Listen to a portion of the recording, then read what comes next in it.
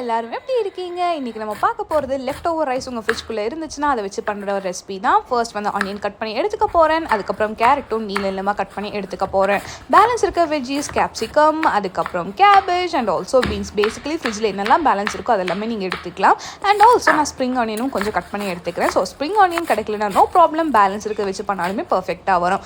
லாஸ்ட்டில் hero of the rice paneer அவரையும் எடுத்து குட்டி குட்டியாக கட் பண்ணி எடுத்து வச்சுக்க போகிறேன். அது கூட பெப்பர், மிளகா பொடி, உப்பு மட்டும் போட்டு சாட்டே பண்ணி எடுத்துக்க போகிறேன். சாட்டே பண்ணி வச்ச சேம் ஆயிலில் நான் கொஞ்சோண்டு கார்லிக் அண்ட் இஞ்சி போட்டுட்டு நல்லா சாட் பண்ணி எடுத்துக்க போகிறேன், அதோட பச்சை வாசனை போகிற வரைக்கும். அதுக்கப்புறம் ஒன்றும் எல்லாம் நம்ம கட் பண்ணி வைக்க வெஜ்ஜீஸ் எல்லாம் ஆட் பண்ணிக்க போகிறோம்.